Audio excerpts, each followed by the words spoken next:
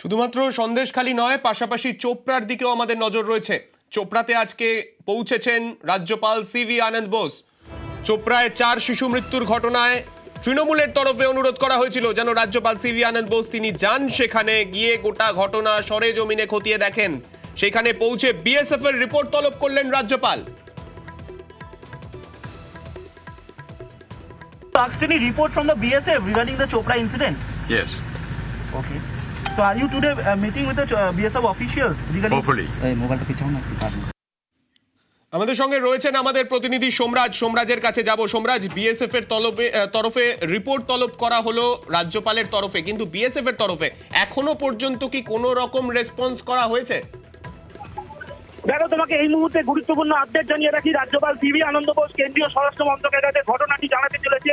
পরিবারের সদস্যদের সঙ্গে কথা বলেছেন।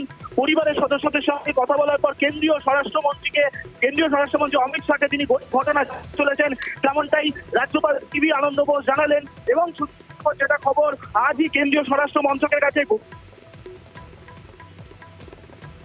এবং তার সঙ্গে যে 4 শিশু মারা গেছেন তাদের পরিবারের সদস্যদের তরফে রাজ্যপালের কাছে অভিযোগ আনা হয়েছে বিএসএফ এর বিরুদ্ধে। শুধু তাই নয়, বিএসএফ এর কোনো আধিকারিক তাদের বাড়িতে আসেননি, এমনকি বিএসএফ এর তরফে কোনো দুঃখ প্রকাশ করা হয়নি। বিএসএফ এর তরফে বর্ডার এলাকায় অত্যাচার চালা হচ্ছে তেমনটাই অভিযোগ করা হয়। আর সেই অভিযোগের পরপরই কিন্তু রাজ্যপাল সিভি আনন্দ বোস সিদ্ধান্ত নিয়েছেন কেন্দ্রীয় সম্পর্কে জানাবেন।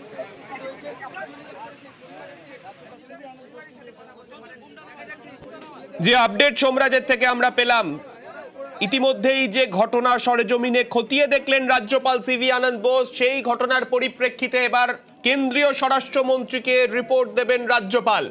কেন্দ্রীয় স্বরাষ্ট্র মন্ত্রকের সঙ্গে কথা বলার কথা রয়েছে রাজ্যপাল, তেমনটাই জানানো হয়েছে রাজ্যপালের তরফে। ঘটনাস্থল তিনি ঘুরে দেখেন, যেখানেই ঘটনা ঘটেছিল সেই জায়গায় তিনি যেমন যান, ঠিক তার পাশাপাশি যে 4 শিশুর মৃত্যু হয়েছে সেই 4 শিশুর পরিবারের সঙ্গে কথা বলেন রাজ্যপাল সিভি আনন্দ বোস। আমরা সেই ছবি দেখতে পাচ্ছি যখন তিনি পরিদর্শনে গিয়েছিলেন সেই সময়ের ছবি, কিন্তু তারপর গোটা পরিদর্শন সেরে তিনি পরিবারের সঙ্গে যখন কথা বলেন, তারপরে কেন্দ্রীয় স্বরাষ্ট্রমন্ত্রীকে গোটা বিষয়টা তিনি জানাবেন বলে জানিয়েছেন।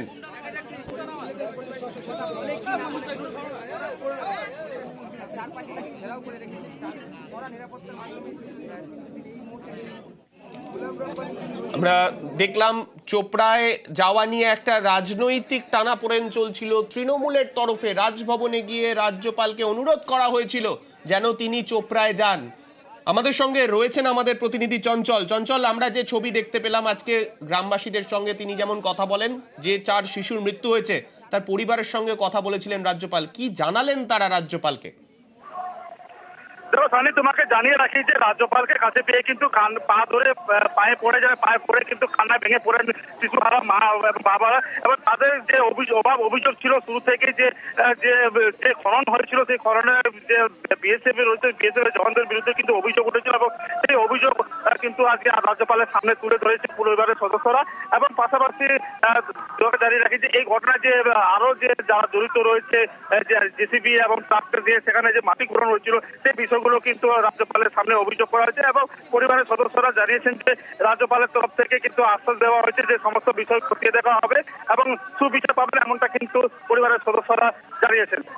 বেশ, ধন্যবাদ চঞ্চল।